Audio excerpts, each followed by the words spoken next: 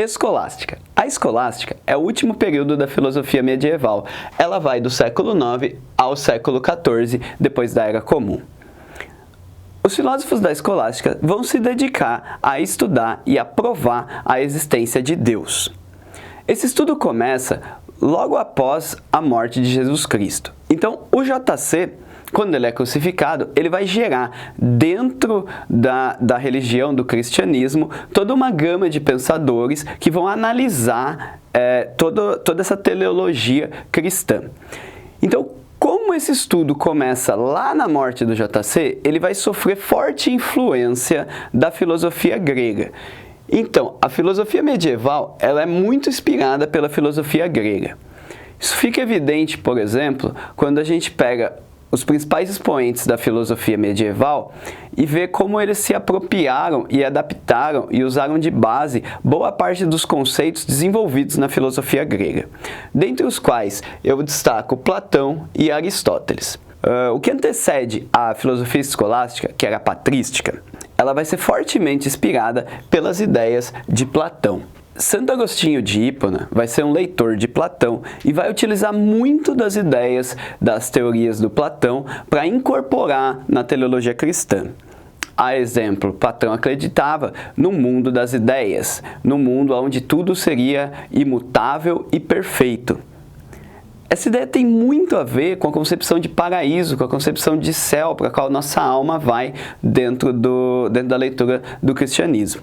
Vai ser no período da escolástica que a gente vai criar uma série de escolas, uma série de monastérios que vão engendrar nesse assunto tão difícil, que é a existência e a prova da existência de um ser superior.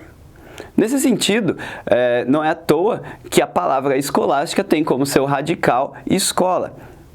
E ainda é nessa mesma época que vão surgir as primeiras universidades lá na Europa, como por exemplo a Universidade de Paris.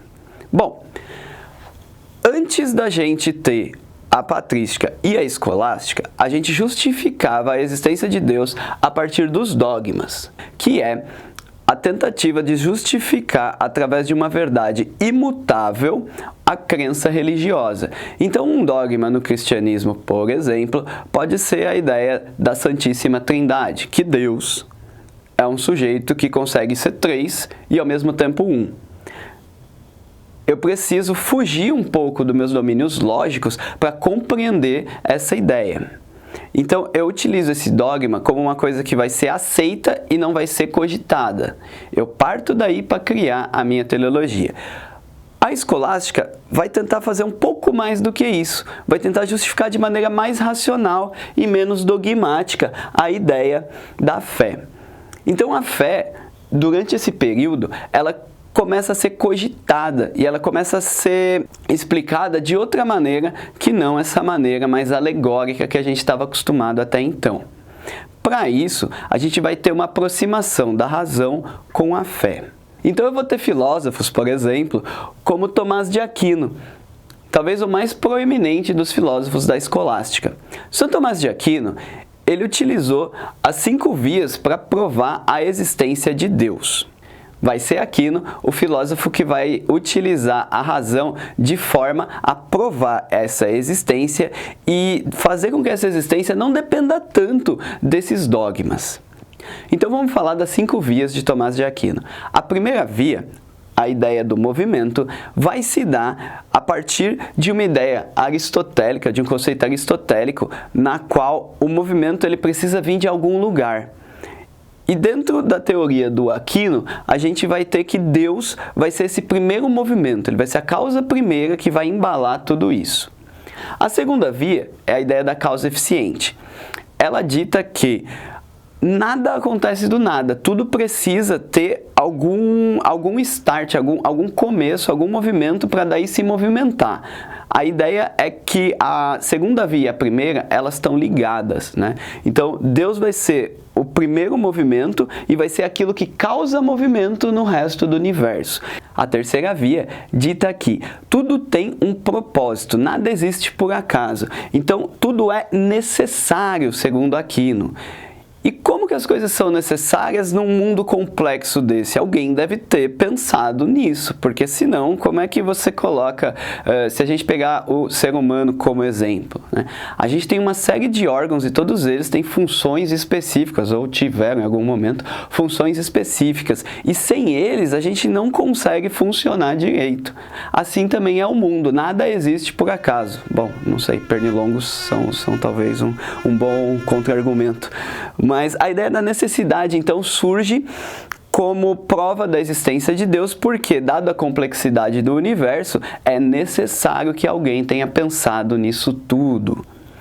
A próxima via é a via da perfeição. Diz Aquino que a gente consegue fazer uma hierarquia do mundo a partir da perfeição das coisas. Algumas coisas são mais perfeitas que outras. Aquino vai dizer, então, que a gente tem uma espécie de tabelinha das coisas perfeitas, na qual a ponta disso tudo, a coisa que é mais perfeita e originou as coisas menos perfeitas, seria Deus. Então, para existir o universo, precisa ter algo perfeito da qual o universo se espelhou.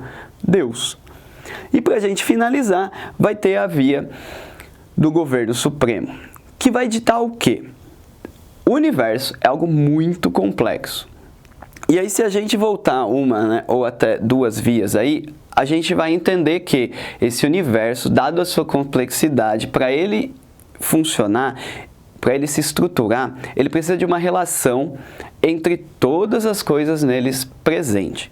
Então, a quinta via vai ditar que precisa existir uma espécie de arquiteto para conseguir criar, para conseguir interligar e para conseguir funcionar toda essa complexidade do universo, toda essa complexidade da nossa vida. Então, o mundo ele não funcionaria se ninguém tivesse pensado. Ele não é um acaso, ele não aconteceu de repente, como depois, né, os cientistas vão até imputar em determinado momento da história. Ele vai dizer, o Aquino vai dizer, que tudo isso só pode ser possível se alguma inteligência superior, algum ser superior, tenha se debruçado sobre o universo, pensado, refletido sobre ele, para então criá-lo. Então você vê o quão complexo, a volta que ele deu, toda essa gama de raciocínios que ele precisou para a gente chegar a uma justificativa que aproxime a fé da razão. Então eu não mais dependo somente dos dogmas, ainda que eu dependa dos dogmas, eu não somente dependo deles, eu agora tenho uma explicação racional e mais do que isso, uma explicação que pode ser ensinada nas escolas, uma explicação que pode ser refletida por outras pessoas. Então a educação escolástica, ela vai servir de base para o que vai vir depois dela, todo um pensamento ali no século XVII até no século XVIII, que vai depender de uma formação educativa, de uma formação intelectual dos pensadores, diferente do que a gente tinha antes na Idade Média. Então eu vou ter, por exemplo, o René Descartes, que vai ser fruto dessa escolástica, vai ser uma pessoa que vai estudar todos esses mistérios, né? Toda essa ideia de racionalismo, toda essa ideia de razão, para conseguir estruturar um outro pensamento, né? Que vai corroborar, em certo sentido, até com algumas das ideias da escolástica, que vai se opor a outras, enfim. Você pode checar o René Descartes nos nossos vídeos também aqui no canal. Acesse o card aí depois que você consegue ver o vídeo do Descartes. Bom, então por fim, o que é a escolástica? Vai ser esse movimento do século IX ao século XIV, que fez parte da filosofia medieval, se baseia na filosofia grega, especificamente em Aristóteles, para a gente aproximar a fé da razão, justificar a fé através da razão. Então a escolástica, ela é base para um pensamento que vem depois, no século XVIII, e o principal expoente foi o Tomás de Aquino. Eu fico por aqui, não se esquece de se inscrever no canal, deixa lá seu like, valeu!